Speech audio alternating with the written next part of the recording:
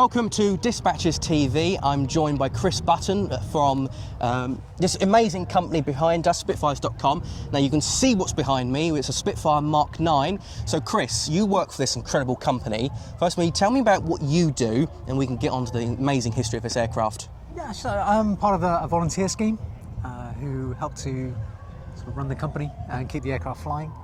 The engineers do all of the technical stuff, but we generally take in the passengers, look after them, and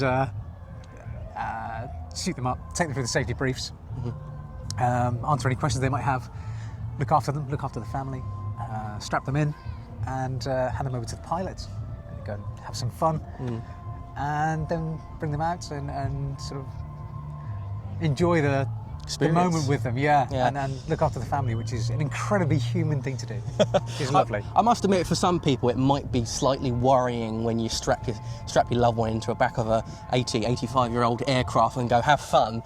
But these things are well maintained, aren't they? They must be. I mean, the amount of aircraft that you fly from your Daedalus site and also at Goodwood, it's phenomenal. I mean, I remember coming down here when I was really young with my grandmother, watching the aircraft take off when you move down this way.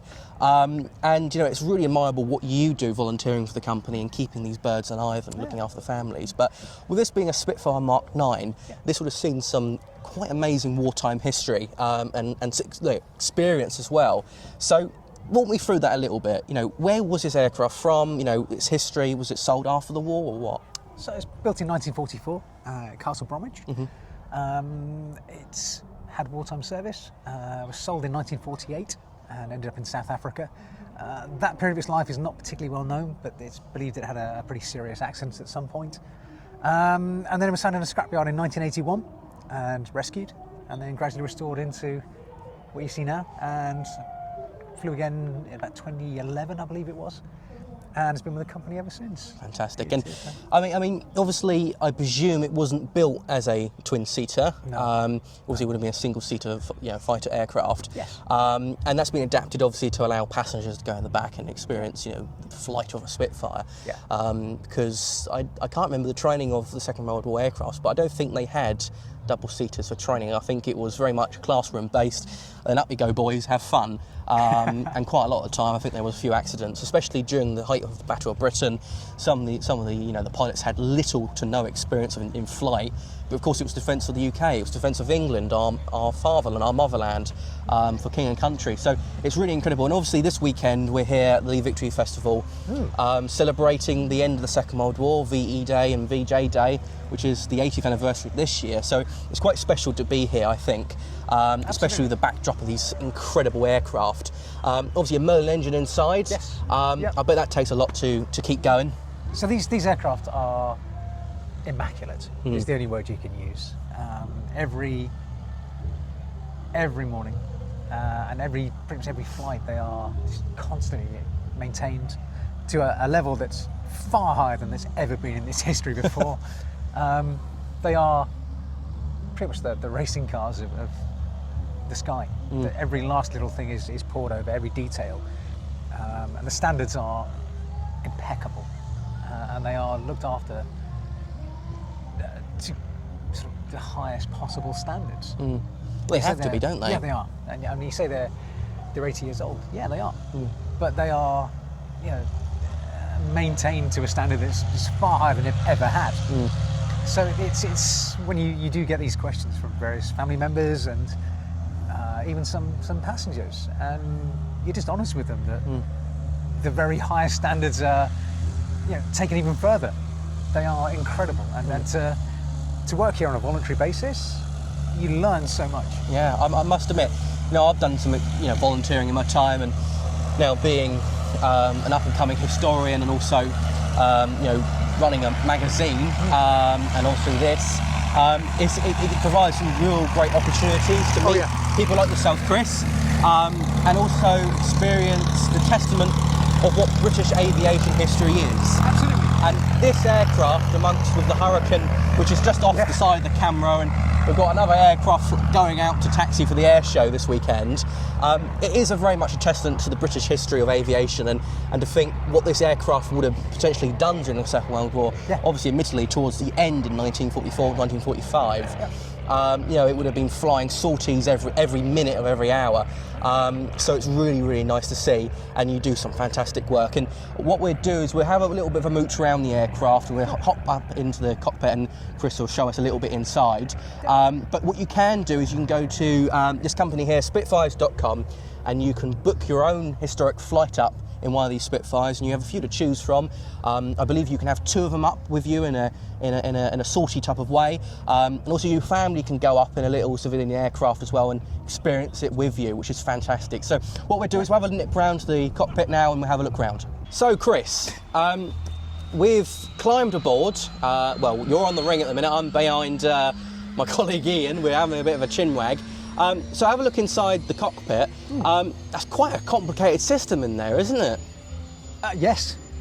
Yeah. I'm not a pilot myself, so I've never actually flown from the front, but I've flown in the rear, which is the single best thing I've ever done in my entire life. Yeah. And would quite happily do it every single day of the week if I could. And just when you're a passenger in the rear, you can't really understand how they do it. I've been in the simulator, which is incredible and ultra realistic. And coming into land, your hands are all over the place, and you just this, and Nigel, the lovely man that runs it, is talking to you with the headphones, and you're doing this, and you think, how do they do this? I mean, it's just incredible.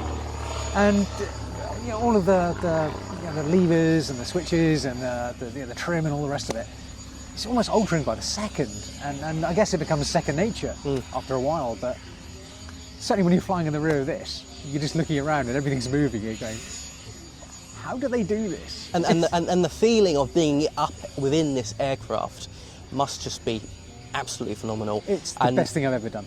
Well, I mean, I've heard that a lot from some people that have been lucky enough to go up in it.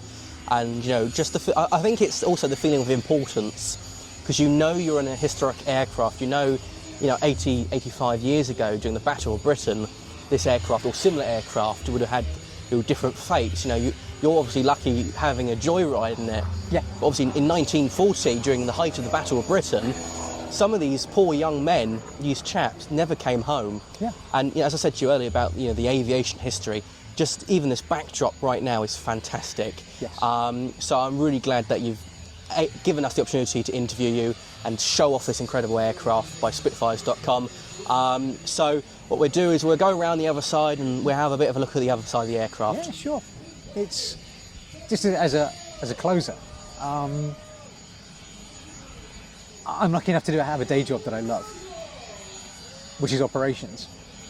So to come and do operations on my day off with a different company says not an awful lot about what we're doing, but the incredible human side of it. Yeah. Everybody that comes through the door, you have no idea who they are. And by the end of it, you know them, you know their family, you know what they like, what they don't like, and at the end of it, you see this sort of almost a completely different person. And it doesn't matter who you work with within the company, volunteers or staff. It's the warmest, kindest, most generous place you could ever want to be. And then you get to go in a Spitfire. And it's, I'm slightly biased, but it is the single best thing I have ever experienced in my life. Yeah, I'm not jealous any way of the imagination, but okay, we'll nip across now and have a look at the other side. Sure, no problem at all. Well, thanks to Chris from Spitfires.com for giving us a tour around this incredible aircraft, the Mach 9 Spitfire. And what we're going to do is we'll do a write-up for it for the magazine as well.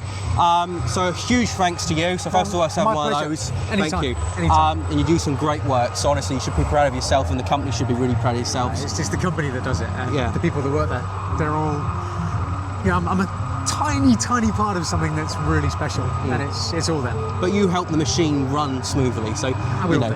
Yeah, exactly. So thanks for watching Dispatches TV. Hopefully maybe next time you'll catch one of us in another area of the UK doing some interesting interviews. So bye for now.